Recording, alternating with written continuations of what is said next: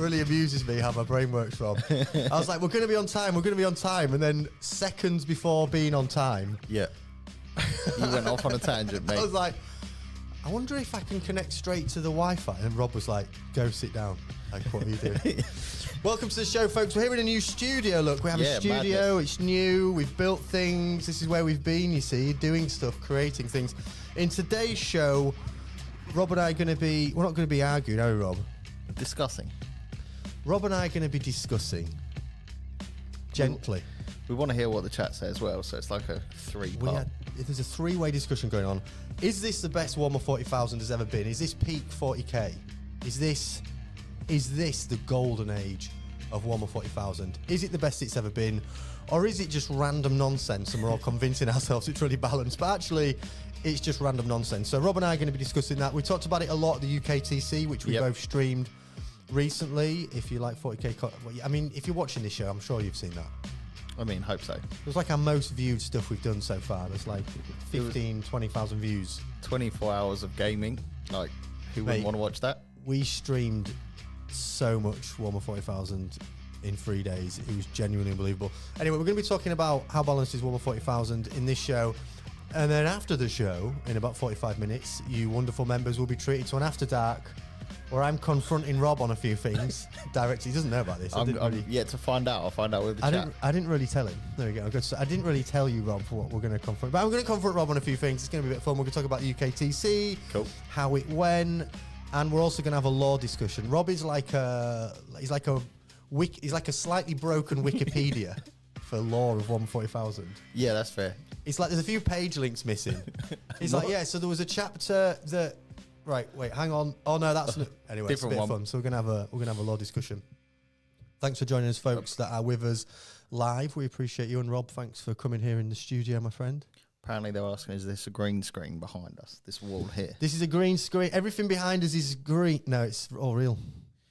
There you go. I can touch the wall. I was actually thinking about turning it into a green screen and bringing the green screen and setting it up, but then I'd be like, we're in the new studio, and it's kind of like the other studio at home. Yeah. No, so I thought, no, I'll do the wall thing. It's proper wall, proper brick. Yeah, we can touch the concrete wall. I'm not going to hit that because I'll probably knock the TV off. We've also, for the studio, we have Harambe. Yep. We have the Harambe picture. We have the G3PO there. Sands of Time. The Sands of Time. And we've got the Land Raider. Oh, yeah. It's all here, mate. We've got everything. We've got everything in the studio. It's just an empty box, really, but... It's just an empty box. It's not an empty box. That's the Land Raider that one way we're going to give away. One way? Rob, what do you mean, Rob? Looking good, studio, and good-looking Rob? I mean, Steve, you know, he knows who's good-looking. That's his sweet Steve-ness. Steve, listen, the support I gave Steve at the drop of a moment... Look at Adam coming in, not a green name. Oh, no. We're going to pick that up in the members' chat. In fact, he won't be in the members' chat because he appears to not be a member anymore. Right, that's it. First member ever is no longer a member. Just as we upgrade everything, show's cancelled. He has asked why you're hanging around in a college. I'm not answering, he's not a member. Fair enough. Maybe next time. Oh my God. What, have we already trashed the place? I've just smashed the table. Yeah. That's genuinely annoying that I just smashed the edge of the table off. So that's your fault, Adam. Right, come on. Warhammer 40,000. Is it the best it's ever been? We had this chat at the UKTC. And it was most of the car ride home, yeah. We talked about this for about 7 hours. This is a well-rehearsed discussion that me and you were going to go through. We're going to look at the meta watch. We're going to talk about the balance. We're going to talk about the experience of playing 40k at the table. We're going to talk about the models. We're going to go for a whole range of things. But what's your general thoughts to that question? Is this the best Warhammer 40,000 has been? And possibly could be, Rob. Oh, I'm not sure about could be. I just added that in to throw you off. Yeah. Like, I mean, I'm sure everything can be better, but at this moment in time, I'm happy to say it's the best since I came back to the game. I disappeared for a second. For seconds? Yeah, in second. It's like you're out for food. Just go for seconds. When the Sisters of Battle came back in 8th, I came back to the game. And this is the best it's felt since then, in my opinion. The Sisters drew you back in? Obviously. You're obsessed. Oh, I keep going. My mind's wanting to go on a tangent already. Go for it. Remind me in the members chat to talk about that Sisters player. Do you remember? Oh yeah. Yeah, we've got a story about Sisters Play. You love it. Frankie's back. We've got Frankie screaming in the chat. That's what we like to see. He's a servant of the Golden Throne. He understands. Frankie is such a lad. Frankie, you need to be a member as well, because I'm going to talk about you in the members show. So please become a member. What are you judging that experience on? So, if you go back, like 8th had some really bad combos where it was just like, I play with this combo and my opponent can't interact with me. Now, that's not fun. That's not balanced. No one likes that. 9th edition, there were certain, because of the way the secondaries worked, and I'm not saying secondaries are better now, but there were certain armies, and I'm an offender with the sisters of this, is like, you had to get 45 points of secondary. And I could do it. I'd be like, I'm a sisters player. I'm going first. I move up to these objectives. Here is 40 points of my secondary scored already before you've had a turn. Yeah, that was awful. And it's like, I'm 50 points up on the game. Raiden's just got Adam back in. Yeah. Yeah. Welcome, Adam. Welcome to the... That's great. He can come along and defend himself. Oh, good lad. Welcome back, Adam. I'm so glad you remember, mate. You're my favourite and first member. Good job, Raiden. Sorry. Loving it. He's like, no, don't make me. But back on topic, like, there's no fun in the game if one side just is like 50. No, 8th was bad. 9th felt good at the end, but there was some phases where 9th was trash. Yep. Trashy. Not great. And then 10th at the start was 10th at the start. I don't know what the chat think, but 10th at the start was... I'm so angry that he's back. I'm so happy about that. Like, 10th at the start was terrible. You know, they were just... Eldar were so upsetting. I thought Knights were going to be good for about a month and a half. I was like, well, these are a bit good, so they can shoot everything off the table. Yeah. But it was a pretty bad experience for everybody else. Yeah. And then it went on this like little bit of a roller coaster of balance for a few patches. And to be honest, I still think it is on a roller coaster. It's going up and down. But, you know, like all those roller coasters, they go up and down and eventually kind of get to that middle. Yeah.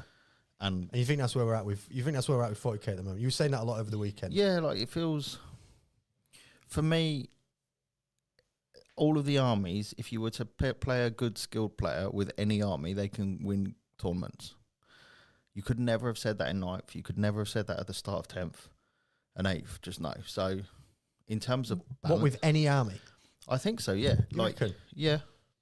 I mean, I'm not sure about. I'm not convinced by that. Well, the UK TC we won was won by Naas. Yeah. Well, let me make a point about like Naas is I swore on the. Well, nearly. Nearly swore on the public show. Good God. Naas is pretty good at Warhammer 40,000. Right. Like, we watched a lot of games of him, and I still put my phone on silent. And he's pretty good. Yeah. But I think he's the top ranked player in the UK TC. He is. Consistency. But that was the first tournament he won. That was yes. the first. Now, how's that? Well, so if 40k is this like really balanced game right now, how can you get like the best player? And he was very good. Yeah, like he's only just won an event. Yeah, and he's on an army that is currently broken. Like, well, there's one unit. There's one unit that's broken. Completely broken. There's one unit's broken, but it's got a 50% win rate. What's that about? There's one unit that is. Adam just got memberships. Oh, Adam, you're a good lad. Did he or didn't he? I don't know. I'll go back into that. Congratulations to all of the new members coming to hi in the chat. You're all good men. Do you know that? You're all ace. We have a great community in Epic Foe. But like, even Imperial Knights are winning tournaments. So, you know. This is kind of my point. So that's your big. We're going to get into detail of it, and I do respect your position. I don't have a huge disagreement with it. Other than it's complete trash. I'm joking. Here we go. My view is that it is a very good game. Yep, and it's a lot of fun. But the more games I watch, and we're obviously getting exposed through streaming the UKTC, or me in particular, because you've watched and played 40k at a high level and watched 40k for ages. It's newer for me. I've seen a lot of games now of really, really, really good players playing against each other. And it feels quite random as to who win. Like, those games are rarely kind of like, oh, man, you were just so more skilled than me, I couldn't do anything. Yeah. Most of those games that Naas won, who absolutely deserved to win the event, and as a player, there are many things. Frankie's still shouting. I absolutely love it. Good lad, Frankie. Oh, I forgot to say this at the beginning. Please like and subscribe and consider becoming a member of the show. You can do so. The details to do are in the description below. You get access to our members only videos. You get access to our Discord, and you become a normal man. We're just normal men. Thank you. We Sorry, even Rob. do shirts with just normal men on them. Everybody buy this shirt. So you can be a normal man with us down at your local club, wherever we go. Do you know what? It's a hell of a t-shirt. Adam says shout out to non-members who haven't turned on receiving gifts because causing us to money out up there. Yeah, well done, everyone. Appreciate you all. My view is that Naas had all the attributes that make someone really good at Warhammer 40,000. He was he didn't take long. He knew what he was going to do. He communicated well with his opponent. He played a little bit of mind game stuff, which was hilarious fun, and I enjoyed watching in a good way. Like the psychology of the game he got, and he was an enjoyable opponent to play, but he kept his opponent on the toes, and he was really good at the game. But it was the first tournament he'd won, and this tournament just so happened to be coinciding with Guard being very strong, very strong with the Aquilans. The way he was using those Aquilans was amazing. It was brilliant. Disgusting, I think is the correct term. Just to sidetrack and talk about what Naas was doing with the Aquilans, is he was 3-inch deep striking a unit down, and when they land, they get to do the flamethrower attack. Yep. So he was bringing the Aquilans down and flamethrowing like back edge units, so like units that you normally keep on your back objective, clearing a little space to bring another unit down, clear another little space with the flame, and bring another unit down. So he was like daisy chaining the Aquilans, which was really good. And he was bringing Aquilans down to block charges, in-terrain features and stuff, which like was... Oh, yeah, I forgot. You can get it. I'll put a link in the... there's a link on the Discord where you can get the shirts right. Not very good at marketing, really, for someone that works... No. But a lot of people are marketing. I'm like, you can buy these shirts, but you have to find out where. Yeah, just guess. Good luck. No, I'll put the link in the description. Cool. Sorry. You get my point there. My point is that the game isn't that balanced because you only win an event when your army's on the up, even if you're an amazingly good player. And like Stephen Box, we know, is a really, really good player. Stephen doesn't win loads of tournaments. He came second. He doesn't win loads of events. And that, to me, suggests that the balance is actually not as tight as we think it is, and it's a bit more random. I mean, yes and no, but I mean, both players you've given examples of bounce around different armies as and when. You know, Naas has only been playing Guard for like 3 or 4 months. Before that, he was playing something else. So...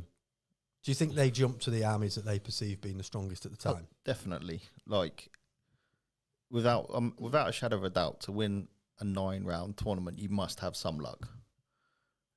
You know, if you've ever done a GT, you know, I've won a few, you don't win those without having a little bit of luck on your side. Yeah, and you're rolling dice. You're rolling, you know what I mean? It's a luck game. So every advantage you can get, you know, if I can make it so I've got that 30 unit of Aquilans, that kind of puts the luck a little bit in my favour. You know, whether it be GW themselves try and make it, you know, 45% win rates. I would say though, if you were to take let's take the worst player at our club and the best player at our club. Right, go on, name him then. Who's worst player? I'm joking. Don't do that game. Look, you were about to do that game. I was going to name you actually, just for fun. Wow. Well, because you can't accuse me of naming one of the people if I name you. Right, that's it. I'm off. Perfect. I've conquered the stream. Adam, do you want to come and join me? Don't start bringing people into substitute help. Like, whoever it is, right? And the best player in the club, with regardless of army, I'm back. I would say 6 out of 10 games they'll win. Who, the worst player at the club? No, the best player at the club. So if you were to put the best player at the club on the worst army, and the worst player at the club on the best army, I would say the best best player is going to win 6 or 7 out of 10 of those games. Yeah, right. Yeah, no, I guess that's maybe my point. But that's it'd be nice if they won 10. Why? Because then what would be the point of playing the game? Well, it's because you're a person that have to get better. Every game, it would just be a reminder that like you need. Conversely, though, and like if you need some element of luck in a game or randomness is what you call it. Yeah, I agree. So that it For sure. isn't just turn up at the table and win 15 games straight against all 15 opponents who are worse than you. Yeah, I agree. You know, I guess the question I'm asking is around the 6 out of 10, but like that. I think you're probably right. Like 6 out of 10, 7 out of 10 is probably a good shout, but I don't think that's that high. I think for 40k to be the best it's ever been, like to be this amazing thing, if we're going to put our like competitive hats on, you'd probably want it to be a bit higher than that. But what are you grinning at there? Someone's so Adam said Tom G's Right. sisters, and I can tell you for a fact Tom is never going to play sisters. And also I don't think they're the best army in the game right now. And we're going to talk about sisters in the members only show because I honestly, You love them. the community of sisters players is just like something else. They're proper weird. It's like I've just watched Eyes Wide Shut for the first time. Yeah. 1999 film, Nicole Kid. This is members only chat, but I'll just give insight into it. They're a bit like that. There's something going on, and no one really knows what's going on unless you're in it. And then if you're in it, they're all like, "Oh yeah," they all just like Foreshadowing for the members chat. foreshadowing. Yeah, you know, if you come to the members chat, you'll be able to hear the full Oh story. right, yeah. Sorry, foreshadowing. Yeah, we were doing a foreshadowing. Telly asked, "Can we have a seafood Tony T-shirt?" I think that would be a great shout. Adam says, Demon Josh was the best and sexiest at the event, and I won't hear any other slander from you and any of your Goblin community members. I think Tom G's the only Goblin community member. He is so funny on the table. Like Josh is just like, yeah, the small members only. Members only chat. Yeah. Okay, so my I guess my point to you is that I think the game actually isn't that balanced, and it's there's so many random things. Yeah, and that's why you don't see players regularly win events. It's just kind of like they win when their army's really good, or they just so happen to be lucky. Like Jack Tyfe, again, another amazing player. That was like his first big event he'd won. And Grundy's another one. We had him on the show, right? He was at the time ranked the best player in the world, I think, or something insane. Yeah. And he like hardly wins any events. No. But it's testament to how good a player he is because he consistently does well.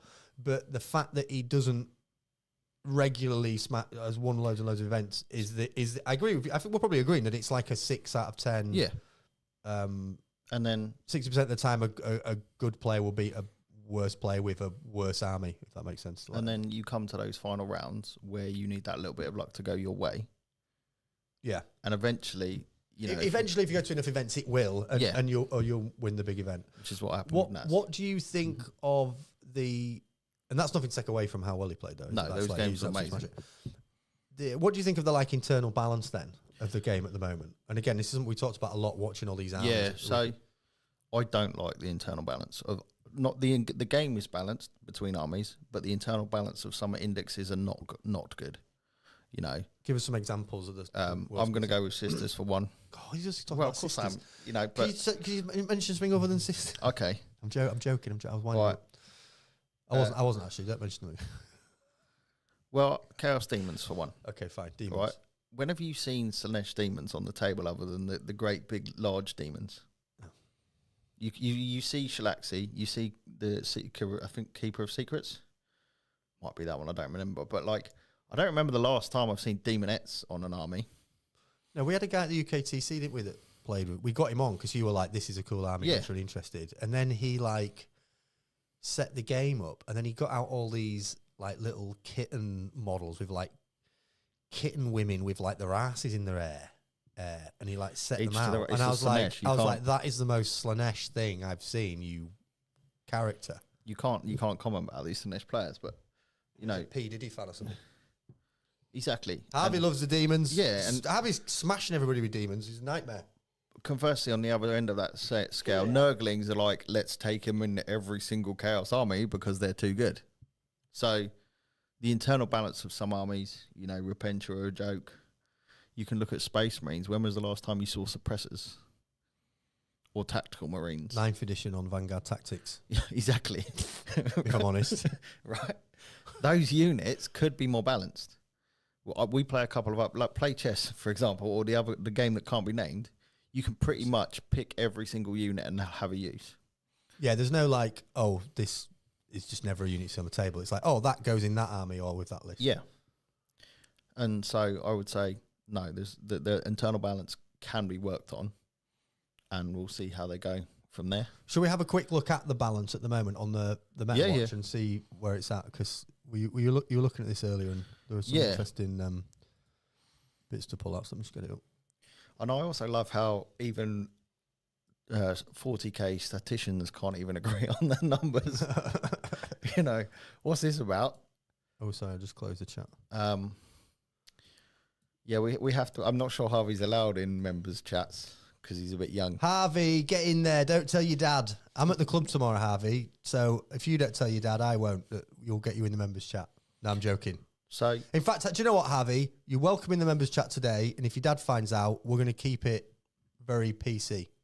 Okay. We're not going to swear. All our members' stories, they're not that bad. They're fine. Harvey, you're fine in the members. Not this one. So, Gene Stealer Colts. 59%. They went from the worst army in the game to the best army in the game. Luke's going to be absolutely over the moon. Yeah. I think Gene Stealers have that bonus that no one knows what they do. You know, not even Gene Stealer players. Yeah. They're like. So we watched the game, and it was just like either one part, like his entire army came back. It was Ben Jones from Vanguard Tactics, who is a great lad. Lovely guy. And it was like, I won some games because everything comes back, and I lose some games because nothing comes back. And those games that it wins, it's just like absolute stomps people. Yeah, we saw him like demolish. Who did he play? Oh, he played Brian Sepp playing Blood Angels. Lots of people want to see. Very good player, and he Brian. Yeah. Yeah, like he just, everything came back to him. It was just like, oh yeah, he comes back, and Brian was just like, which is, I guess, it speaks to your randomness again. He was like, oh my god. And also Brian got charged a lot early on in that game, didn't he? Yeah. Like Ben, and I think afterwards Brian was saying, I didn't play this very well. I don't think this was a great matchup. He was a bit like, oh, I didn't really play. I mean, he's just picked up a brand new Codex, so yeah. But yeah, GSC looked strong. I think, and no one's taking the demo guys anymore. Well, no, I think they're all going with melee and aberrants. Melee or bikes and ridge runners. But the beauty of it, right? Gene Stealer Colts. If you give it to Joe Blogs down the club, in fact, I can pick up Gene Stealer Colts and I will lose my first 10 games. They're really difficult to play out there. Yeah. So I would say I'm an above average player. Been playing an army that's really complicated. People are just still going to just absolutely whip my head in, possibly with the exception where I roll where everything comes back. So is this GSC from an internal balance? Because here what we're having a conversation around is like 40k the best it's ever been. Yeah. For it to be the best it's ever been, the internal balance needs to be good. Yep. But you're saying GSC are very strong, but they're very strong in the hands of players that have got their head around it and are going to events, which is where this data comes from. Yeah. So your average Joe at the club is probably not terrorising someone with GSC. Exactly. The people that are terrorising you are the lads like Ben from Vanguard, who's like absolutely well-oiled machine. From a balanced game, you want the high skill armies to be hard to play. You know, if you pick up Space Marines, they're pretty average. Look, come on, it's what everything is based around. Wait. Oh dear. Wait. So what did you say about Space Marines? I said Space Marines are the average army. They're pretty average. The stat line on every single Space Marine is what the game is balanced on. T4, 2 wins. Yeah, but they're best army to play. They've got so much depth. Yeah, I mean, true. I mean, if you're a Black Templars player, you can play 100 dudes. Wait, let's see how Black Templars are doing. Well, so this is what I'm laughing at. So on the table, where are Black Templars? I think they're at the bottom. Ah, yes, here they are. So, yes, Black Templars, 39% win rate. So our friend at Meta Monday has them at a 64% win rate the last 2 weekends. What? So I don't quite know how the stats work. And they are playing Gladius Task Force, obviously. Yeah. So, as everybody seems to do at the moment with any Space Marine list. But I mean, if you look at that, you know, Space Marines are low, World Eaters are low, Dark Angels are low, Space Wolves are low. Grey Knights on 45%. My beautiful silver boys. What are you doing down there? So Space Marines are, if you look at that's the average army, right? Yeah. They're not, Blood Angels are above average, but most of them are performing averagely. And because there are so many players with them, the average Space Marine player you probably beat. What's the Goldilocks zone thing? 45 to 55? Yeah, 45, 55. To be fair, there are a lot of armies in the 45 to 55. Yeah, which is That where you is want. the only ones outside of it are Votan, who everybody in at the club plays. Yeah, that's all why. But The leagues next year just put all the Votan players in one half of the table and let everybody else enjoy themselves on the other. I think I agree with that. Just get lost, honestly, all of you. But like, It's Brandon who keeps spawning them by printing bloody. Oh, some say that out loud. Should I? Yeah, no. yeah, I mean, he does. He's a 3D printer. He wants the He don't custom. He don't care. Just accept that it might be 3 months delivery. No, he's very quick with me. He's great for me. He's But Leagues of Votan don't abuse the game. There's nothing broken in Leagues of Votan. It's just straight up Warhammer. kind of. The whole army scouting and being halfway up the board in little tank things and then jumping out and not dying and grudging you and hitting on twos and wounded on twos and then Terminators deep striking in the middle of your... I don't know. They're pretty good. There's no 3-inch deep strike, right? No. Good. Okay. Good. There's no advance and charge. No, good. No, Cat the Scout. No. They can scout, but they can't advance and Oh, charge. I thought they had an advance and charge. Right. They've got one unit that fights on death, and then they've got just a load of guns, but most of them hit on 4s, unless you're judged, so 3s. So if you were to pick an army that can do a little bit of everything but isn't the best at anything, that's Votan. It's very good in this edition, though, because they have a big footprint, don't they? Yeah. Dudes that are hard to kill. So they've got loads of MSU units. I mean, if you look at the top They armies, cover the whole board. right?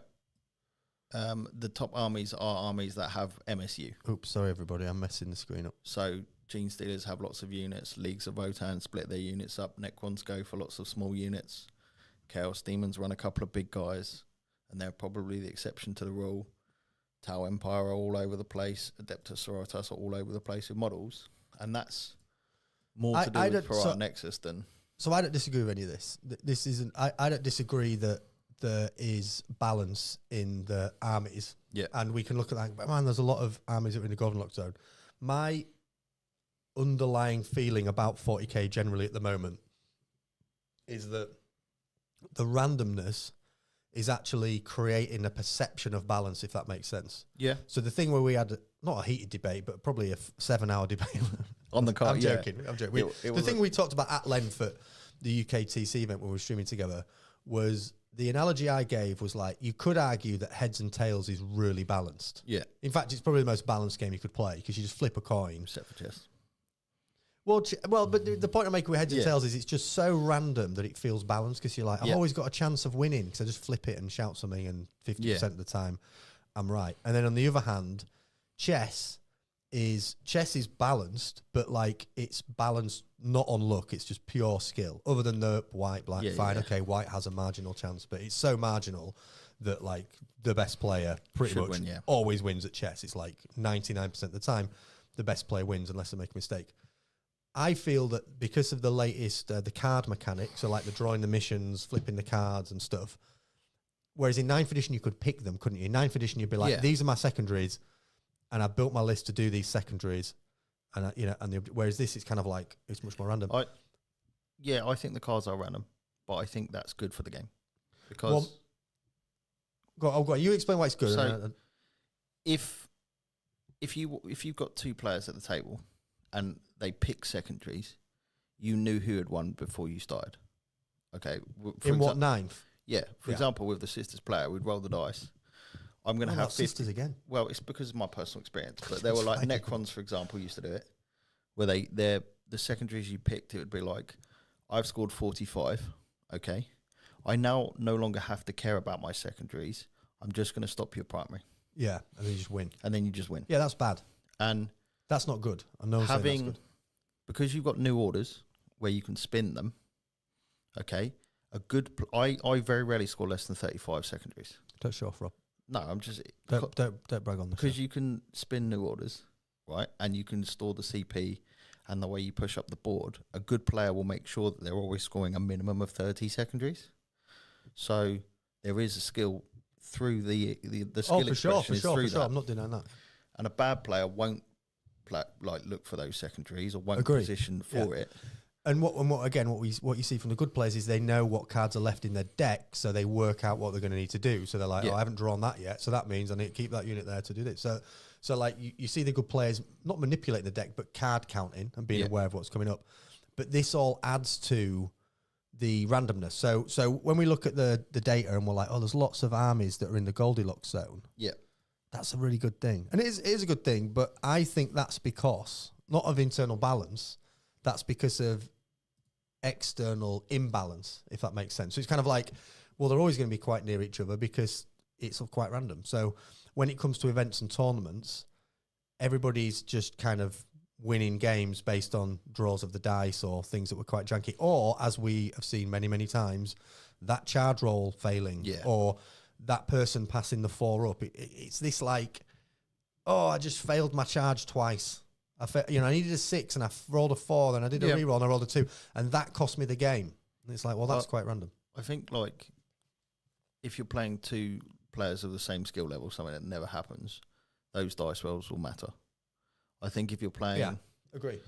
2 people who are so different in scale, whether or not you fail 3 or 4 charges actually isn't going to matter in the scheme of things. Yeah, I don't disagree with that. So, no game is ever going to be balanced. This is just a fact. Agree. I think where we are now, and yes, there can be improvements, is the best we've had so far. What if they brought back whippy sticks? Do we have to have a pre-measure? Everyone put your whippy stick on the table. Who's got the 9-inch one that's actually 14 inches? Do you not look back at your childhood and think it was better back then?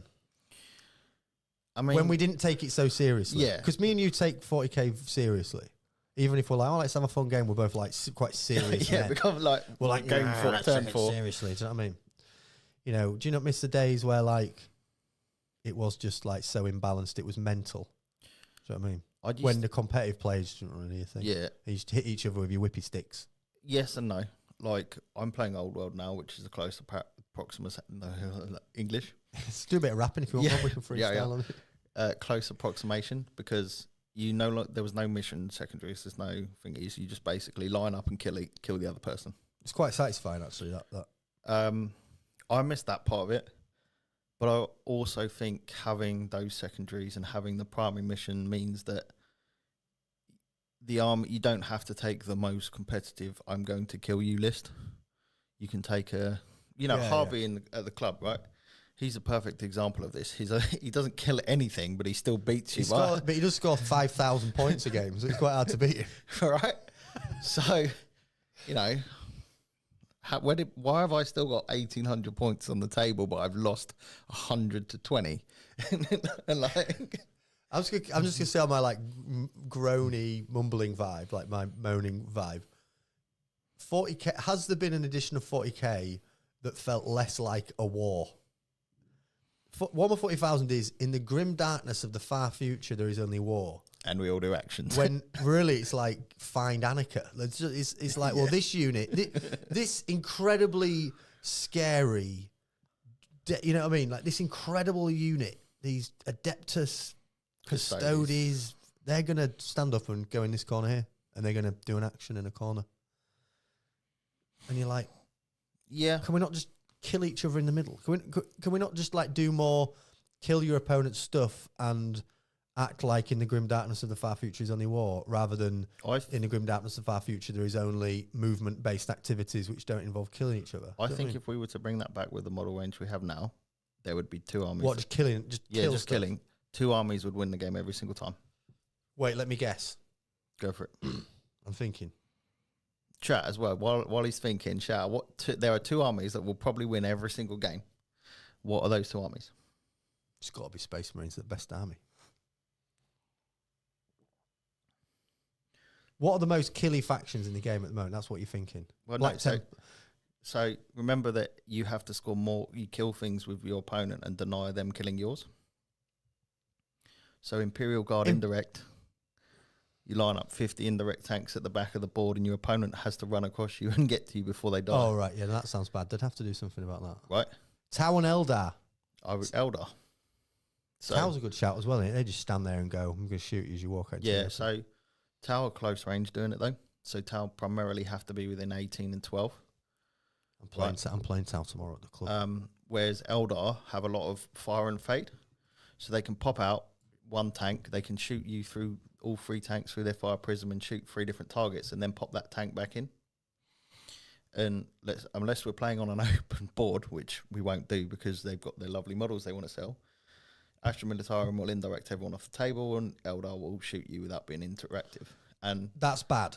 What I want to live in is a Warhammer 40,000 world where the missions involve a bit more get in your face, and a battle line is drawn rather than I'm going to pick this up and stand in that corner. That's going to stand in that corner. I think that's what Primary tries to do. Because the primary is that you've got to have nothing on that objective, and you need to put your boys on it. You could make it where you scored 60 or 70 primary and then 25 points for secondary, and that might change things. Yeah. That is back into the world of 40k that I think would be better. It's like less focus on the random secondary and a bit more like secondaries matter, but the game's won on primary. Whereas like secondaries play a huge role, and you can also secret mission, which is kind of like also doesn't involve killing stuff like your warlords in their object. You know what I mean? That kind of thing. Oh god, it's just more like weird secondary play. What about to before we move on to the members? And what the chat think? The chat think is this the best version of 40k that you've ever played? I mean, well, I do have something we have to raise. Look at the model ranges now. I'm worried. Yeah, I'm like, come on. The model ranges now, AOS included, and Warhammer 40k, compared to what they were when we grew up. So, I had 2 armies. I had a Death Guard army that consisted of like Marines, and my character was a slightly bigger Marine with a scythe. That was it. And my Sisters of Battle were metal models. Sisters again. Well, literally every other point you make, you're talking about of course sisters. You will explain it in the member show, but those models were all of the same, and you had like a Rhino, and you had a Land Raider, and that was it. And you'd go across the 40k player, and you'd see, 2 Rhinos, 5 dudes, another 5 dudes, and a character, give or take. Yeah. Now we have massive, great big demon princes. We have awesome Eldar Titans and normal Titans if you want them. The Sisters of Battle, Exorcists, your Imperial Knight Army. Just the models themselves. I'm worried. Are much better than they were there. So how can you not say that we're in a better place on that point of view than we were before? Inflation. Because no, I agree that the model range, Games Workshop's strength is the world building and the models that are associated with that world building. I think if 40k didn't have the unbelievable world that it's created with all the stories that we read and the lore that we think about, like what we're going to talk about in the members show, Lore Master Rob, like we love all that. Yeah. And the models are the kind of like visualization, like it's a creation of that, and we then fight out on a table. But I think if you took the models away, and you're just like, I've made a game and it's this, people would be like, yeah, the rules are a bit weird. I agree with you actually. I think the models are amazing, the ranges are great, the kits are really good, they're really fun to put together, the paint range is great, the hobby of collecting is excellent. Yep. I think the rules do that a little bit of a disservice with just how random they are. And as much as I think Games Workshop do an amazing job with all that stuff, there's still bits of the world that we care about, the more like competitive side, where they've not got our back. The fact that you can't access like tomorrow I'm playing Tau. Yeah. I haven't bought the Tau book. So we're going to spend 20 minutes of me asking Sam a bunch of questions around, what does that do, mate? Just remind us what that does, mate. And what's that do? Because if I'd have read them, I say that, but I'll probably forget. But I would have tried to remember to read the rules, but I can't access them unless about time. That is so stupid. Yes. And that doesn't make a balanced game. That makes an annoying game. I would say they're improving to that point, right? They haven't, whether we like it or not, they've employed people now to actually go to the competitive tournaments who are playtesters. So, and staff. We saw one on our very stream. Yeah, exactly. 2 years ago, we wouldn't have seen that. We now have the action. We now have an app where if you buy a code, you can see it. which is better than where we were 5 years ago. Yeah, I guess there was no app. No, it was just, you had a It was Codex, awful. and your Codex could be out of date for 2 days after you bought it, and then you'd have to wait 4 years to get a new one. Yeah. Right, or even way back before then, you'd buy a Codex, and there'd be no rules updates until you got the next Codex in the next edition, and you were people stuck. would print things out and like put them in the codexes, wouldn't they? It got a bit silly. I remember a guy when I was a kid, who'd like printed bits out and stuck them over words and stuff. I was just like, it's like the journal of a lunatic. You know what I mean? It's like a scrapbook of a madman. So, I would say they're improving. You know, hopefully they pull their finger out and follow other things where you pay a subscription service, because you know they're not going to do that. Like in an ideal world, I pay $5 or $10, I mean probably $5, but a month, and I have all of the 40k rules that come out, like the indexes, but I also have the codexes, and then I can spend 10, 15, 20, whatever it might be, to have a codex with crusade rules, because you don't need that on the app, so that people can play campaigns, and then they can put, you know, some lore in there that they love to do, that we all love to read. I'm probably not going to buy the Tau Codex or the Imperial Knight Codex. I'm still going to buy my sister's Codex every single time, because I want to read the lore, you know. Over and over again. Again, yeah, sit there. I want to endlessly read the lore. So I think that's the way they should go. Whether or not they do is something else. Yeah, I give you that. They're definitely paying attention to it. They're definitely starting to focus on 3 months balance passes, I'll take that. There are other games, even games that, you know, that have all their rules available, where the balance passes every year, and you can end up with one model that just breaks the game for a whole year. So maybe they need to bit more make the changes a little less drastic. Well, I think my view for 40k for a while, is like sort of like concluding thoughts. My feeling for a while is that they should have just 2 versions of the game. They should have a casual kind of random version of the game where you have got this like card mechanic and it's a bit wacky and like anything can happen and there's gambits and secret missions and all that like last grasp chance to win the game. And then you have a sort of less bogged down competitive version of the game that actually is less complicated in those additional things. And it's like, this is a version by which we've created the most balance, so that 9 out of 10 times or 8 out of 10 times the better player wins, rather than 6 out of 10 times. And I don't think that would be that hard to do. I just think for Games Workshop, there's been this like baked in, going back to like Jervis Johnson, this like anti-competitive streak that's existed in the company. They've only just started to like erode that and be like, oh, hang on, competitive players are a huge portion of the community now. Like lots of people like to play in leagues and tournaments and stuff.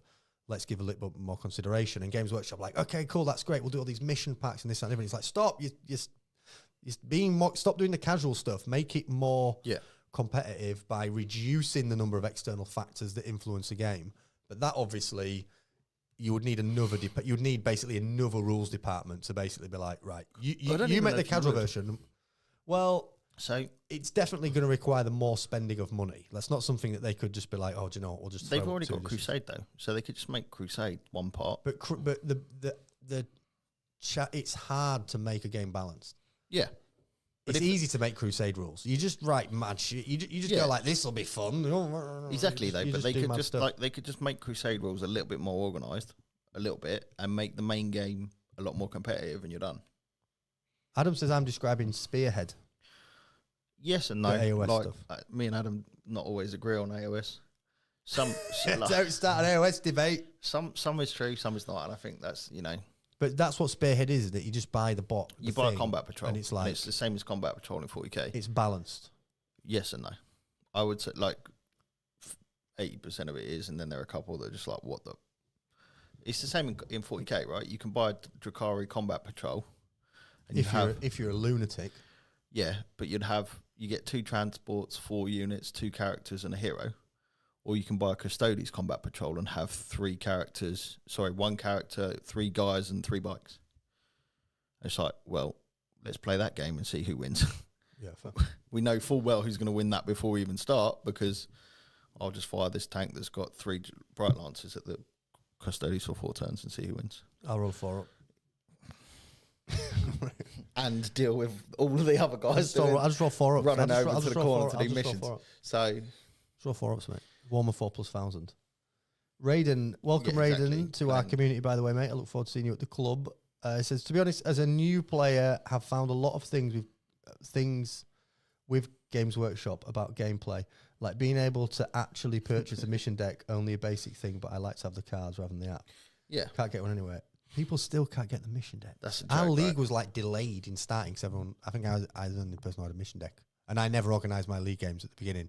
I rushed them in at the end just before I run out of time because I'm disorganised. I think you Which just is why like I'm waiting playing it. until you see who you have to win, actually. But it's a Nothing mind game. It's a mind game. It's Don't nothing get- to do with that. Yeah, you see, guilty.